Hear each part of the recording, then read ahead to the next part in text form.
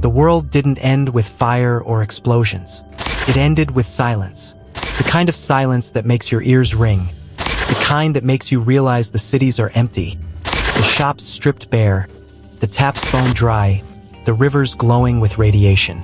Rain is poison. In this silent, survival is no longer about food or shelter. It is about water. Your body cannot last more than 3 days without it. Kidneys are the first to shut down. Less than 48 hours before dehydration kills you. No bottled water, no rescue. Just you, the wasteland, and one brutal fact. Your body is full of water, but none of it is safe to drink. Most people think of urine first. It is always there.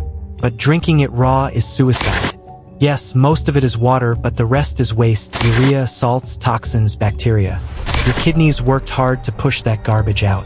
Pouring it back in is like forcing them to run a marathon while burning. They fail.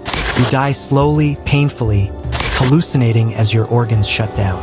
Military survival manuals put urine right next to seawater on the do not drink list. That is not advice, that is a warning written in corpses. But science gives you a way out. Distillation. Heat the liquid until it boils. Catch the steam, cool it, and what drips out is pure H2O. No salts, no urea, no bacteria, just water. Astronauts on the ISS survive by recycling urine into drinking water. NASA recovers more than 90% of it. Same principle, different setting. You are not in a lab, you are in ruins with scraps and fire, but physics does not care. Water boils at 100 degrees Celsius. Urea decomposes at 133 but does not evaporate. Salts stay solid. Bacteria die in the heat and do not evaporate. Only water molecules escape.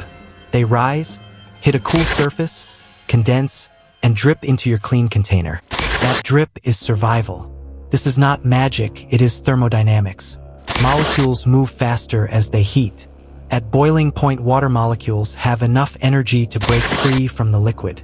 Everything else, salts, toxins, waste, stays behind. Find a metal container, a pot, a can, anything that survives fire. Pour the urine in. Cover it with something that traps steam.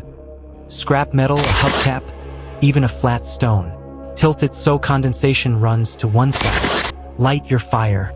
It does not matter if it is a camp stove, a car engine, or sunlight focused with glass. The key is boiling. Steam is your ally.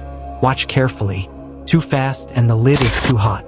No drip and the fire is too weak. Adjust. At the bottom of the pot, sludge builds up, concentrated poison. Do not touch it, do not drink it, dump it far away.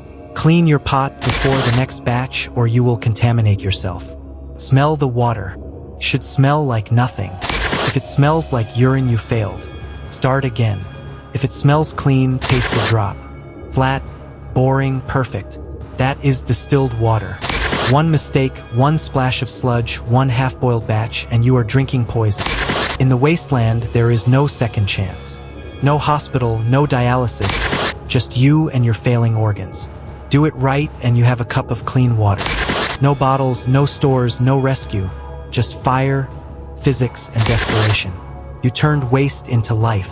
You did what most people think is impossible.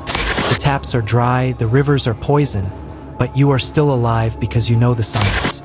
Survival is not luck. It is knowledge, scraps, and the will to do what is necessary. No bottled water, no problem. Just science, fire, and the will to keep breathing.